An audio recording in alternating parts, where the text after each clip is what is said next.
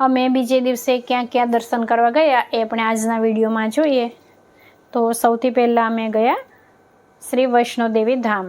આ મંદિર વૃંદાવન પહેલાં છઠ્ઠીકરા ગામે આવેલું છે.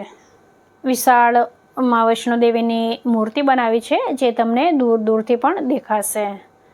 અને મંદિરમાં થોડા આગળ જઈએ એટલે આવી રીતે બંને બાજુ, એક બાજુ ગંગાજી અને એક બાજુ યમુનાજી કર્યા છે. અને આ મંદિરનું પ્રવેશ દ્વાર છે, જે ગુફા જેવું તમને આમ દેખાશે. ગુફા જેવું બનાવ્યું છે પ્રવેશ દ્વાર.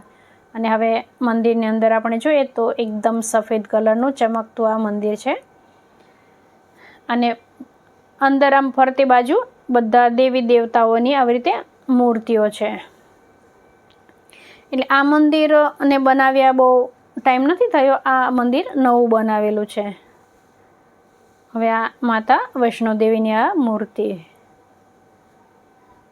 મથુરામાં આપણે જઈએ એટલે આપણે મથુરામાં શા માટે જઈએ છીએ કે કૃષ્ણ જન્મભૂમિના દર્શન કરવા માટે.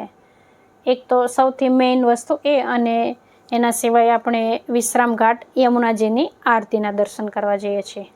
પણ એના સિવાય પણ દ્વારકાધીશનું મંદિર છે, રાધા વલ્લભનું મંદિર છે, આ બધું દર્શન કરવા લાયક સ્થળ છે. વૃંદાવનમાં પ્રેમ મંદિર આવેલું છે, એ ખૂબ વિશાળ જગ્યામાં છે અને એ પણ ખાસ દર્શન કરવા જેવું છે. અને રાતના સમયે તમે જાઓ, સાંજના સમયે, તો રોશનીથી એવું સરસ લાગે છે ને કે તમે જાઓ પછી તમને ખબર પડે. ત્યાં કૃષ્ણ ભગવાને જે લીલા કરી હોય એ બધી જ લીલાઓનું ત્યાં પ્રદર્શન કરેલું છે. એટલે બધી મોટી મોટી મૂર્તિઓ બનાવીને એવી રીતે રાખી છે કે એમની લીલાની આપણને ઝાંખી થાય. અને એક આ માં વૈષ્ણોદેવી ધામ આ જે નવું બન્યું છે એ પણ ખૂબ વિશાળ જગ્યામાં છે. એટલે મથુરામાં જાઓ ત્યારે આટલી જગ્યાના જઈ અને તમે દર્શનનો લાભ તો લેજો. અને કોઈ પણ મંદિરે જાઓ તો આપણે એવા સમયે જવાનું કે ત્યારે મંદિર ખુલ્લું હોય. નહીંતર એવું થાય આપણે આટલે દૂરથી દર્શન કરવા જઈએ અને આપણે એવા ટાઈમે પહોંચીએ કે મંદિર બંધ થઈ ગયું હોય. એટલે આપણે સમયનું પણ ખાસ ધ્યાન રાખવું પડતું હોય છે. એટલે ઘણી વખત એવું થાય છે કે અમુક જગ્યાએ દર્શન થાય અને અમુક જગ્યાએ દર્શન નથી થતા હોતા. હવે આ બધા જ દેવી દેવતાઓની આવી રીતે મૂર્તિઓ બનાવેલી છે. બહુ સરસ બનાવી છે. એટલે મેં તમને બધી જ બતાવી દીધી. અને હવે આ છેલ્લે સાંઈ બાબાનું છે. એટલે હવે બધી મૂર્તિઓના દર્શન પૂરા થયા. અને હવે આ ઉપર આમ ગાર્ડન જેવું છે. એટલે જે મંદિર તમને બતાવ્યું એની નીચે ગુફા જેવું કર્યું છે, ત્યાં પણ આપણે જઈએ. તો આ એનો પ્રવેશ દ્વાર છે.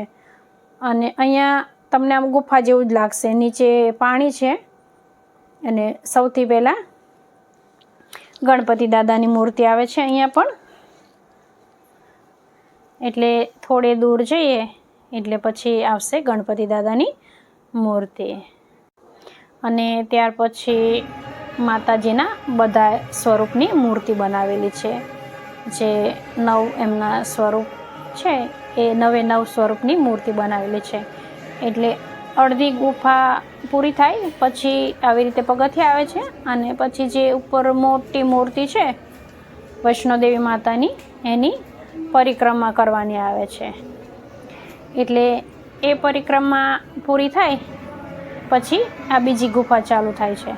એટલે ત્યાં પણ આ માતાજીની મૂર્તિઓ છે.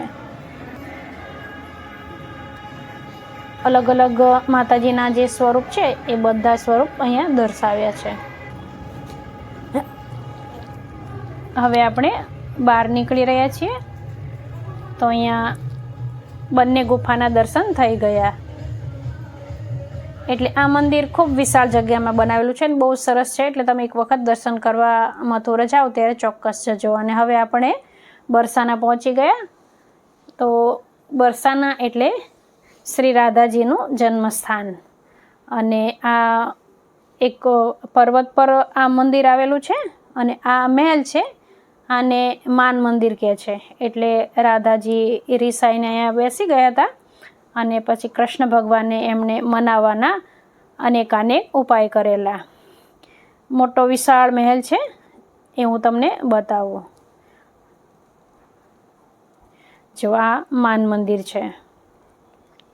એટલે બરસાનામાં જે દર્શન કરવાના જે સ્થળ છે એમાં આ રાધાજીનું જન્મસ્થાન એ મુખ્ય છે.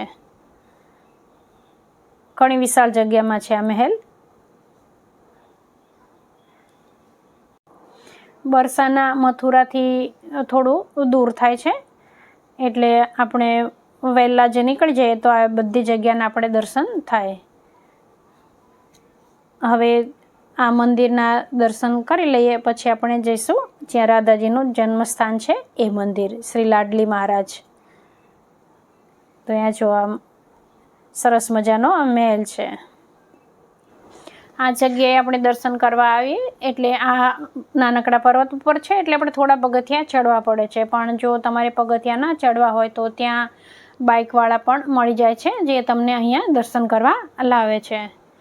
અને આ છે શ્રી લાડલી મહારાજ મંદિર. અને ત્યાર પછી હવે આપણે પહોંચી ગયા છીએ નંદગાંવ.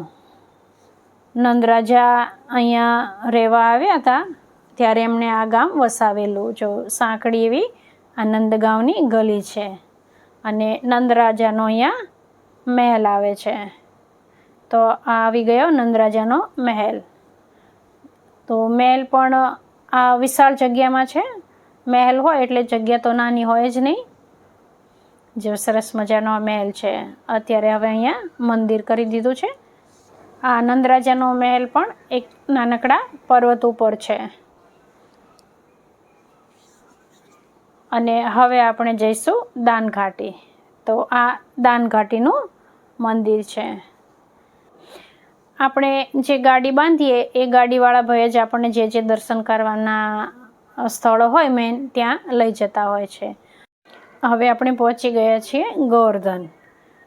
તો અહીંયા જે ગોવર્ધન પર્વત છે એના પણ આપણે દર્શન કરીશું. અને આની પરિક્રમા પણ કરાવતા હોય છે, જે અમે રિક્ષામાં બેસીને કરી.